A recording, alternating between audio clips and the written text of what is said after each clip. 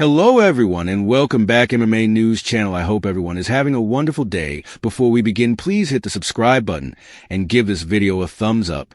Today, we should begin with Ariel Helwani. Says the UFC doesn't require stars any longer. A portion of the UFC's greatest stars are preparing to hang up the gloves and head out toward the distant horizon throughout the following couple of years. What's more, before we proceed, make a point to pass on a like on the video to assist with supporting the channel. Ariel Helwani made sense of on the most recent episode of the Ariel Helwani Show on Tuesday that Dana White's become a remarkable star himself.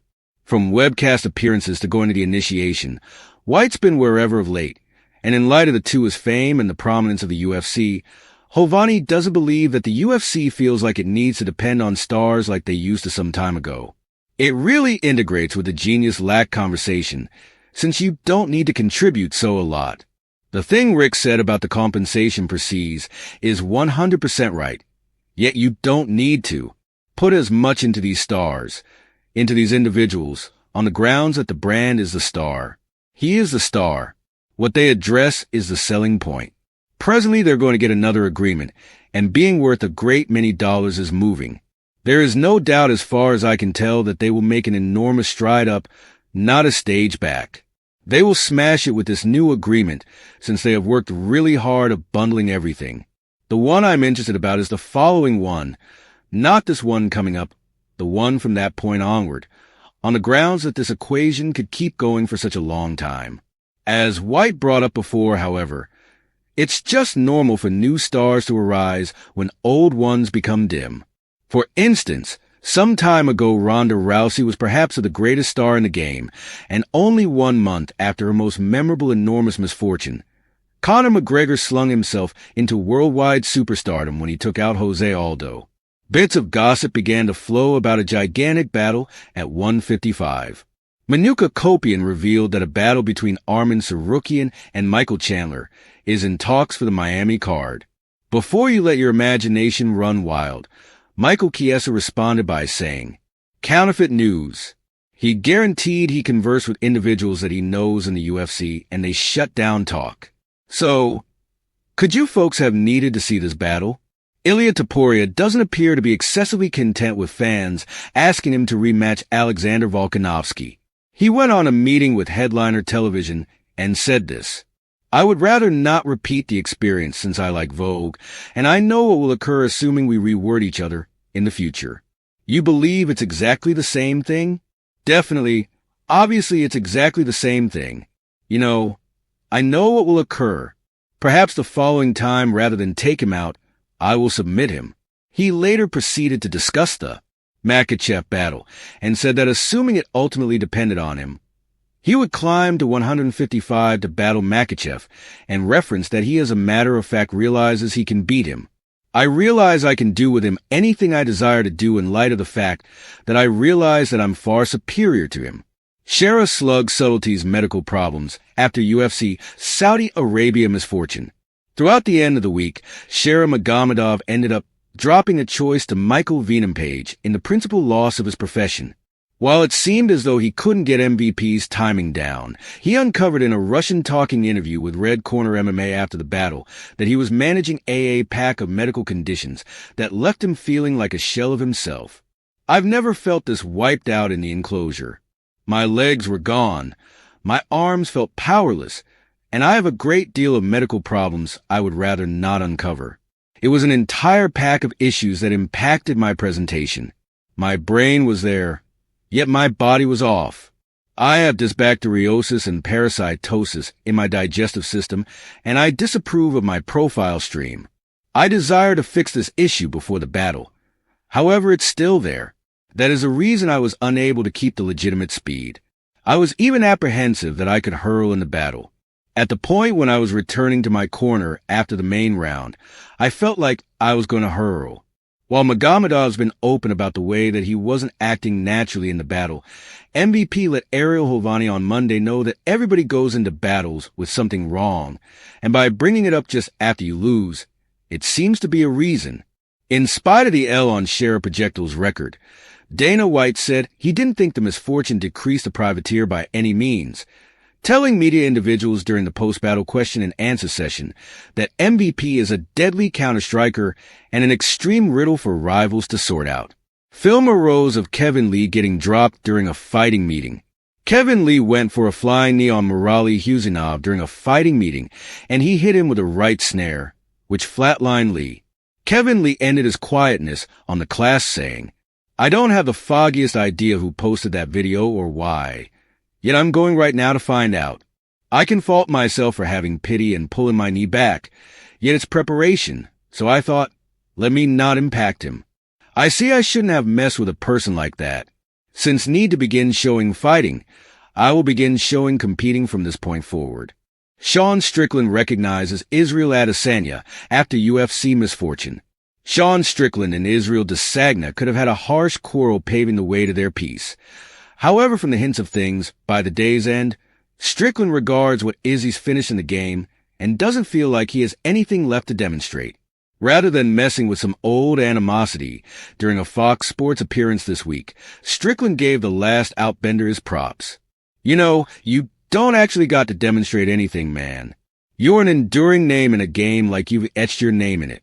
No disgrace. You progress in years. Nothing surprising, really." Strickland wasn't the main previous rival of Izzy's to give him props this week. During an appearance on Strong Mouse's YouTube channel, DDP discussed the nerves paving the way to his battle with Arsenia. So, I mean, for a very long time the man has been at the highest point of the heap. Also, definitely, I've expressed it previously, the nerves for that battle was something. I would agree that the most anxious I've been for a battle. Much more anxious than battling for the actual title, simply on the grounds that realize in the family that I'm battling, you're battling a person that can, in a real sense with one error, put your lights out with his exactness and his killing striking style. He can put you down for the night. At the end of the day, we've seen this so often with him. BDP likewise made a point to go after Bilal Muhammad when Powerful Mouse couldn't recall his name.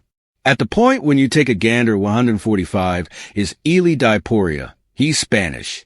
Then 155 is Islam 170, who's 170 champion. That is Bilal Muhammad. No doubt, you're somewhat correct. No doubt, I believe it's amazing. You just said who is the 170 winner? Goodness, there's a bitch here. I love Bilal Muhammad. I love. Taking into account Muhammad's discussed climbing to 185 to battle DDP, don't be astounded assuming that he fires back at the boss for the remark. Leon Edwards expresses prevail upon JDM will have him a title chance. At the point when the UFC goes to London 1 month from now, Leon Edwards will hope to get back in the success segment when he battles Jack Della Maddalena in an exceptionally expected 5-round headliner.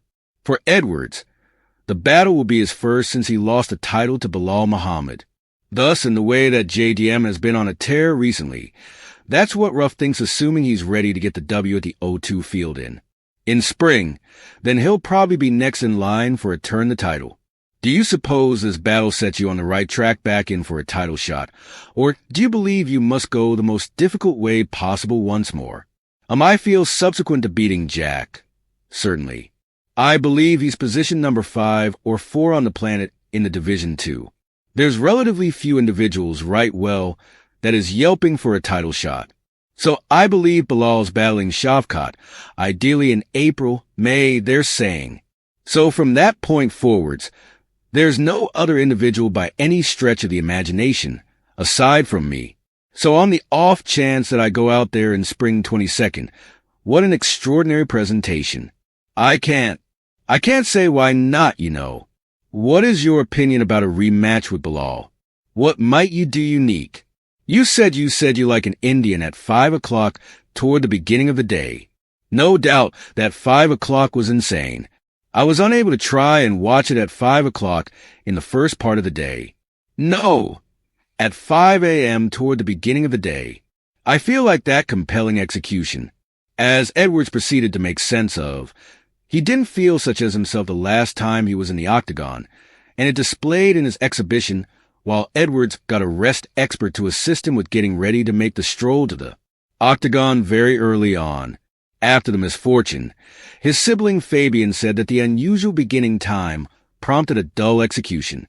While Bolan Muhammad and Shavkat Rachmanov may be on a crash course for April or May, similar to Edwards uncovered, the champ of the battle could require a couple of months to recuperate prior to safeguarding the title, meaning Ruff may not get the battle for the belt until the last quarter of 2025. UFC refreshes. Heading into a major card this end of the week down under, we should investigate the present UFC battle refreshes, beginning with a battle among Kennedy and Zachukwu. What's more, Martin Buday set for early April on the UFC Vegas 105 card. What's more, the Chukwu is new off a first-round triumph back in December, which made it 2 in succession. On the other side, Buday is falling off a split choice win over Andrei Arlovsky back in June.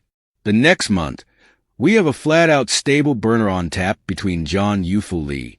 Furthermore, Trevor Pinnacle Lee will be hoping to get back in a success segment after a first-round misfortune to a Hyder Emil back in July. On the other side, Pinnacle will be hoping to snap a 2-battle-long string of failures that most as of late saw him drop a choice to Yanel Ashmouz. Ariel Helwani additionally let the cat out of the bag this week, declaring that Dylan Dennis and KSI will toss down in Manchester toward the finish of spring. The last time fans saw Dennis contend was his bout against Lowe.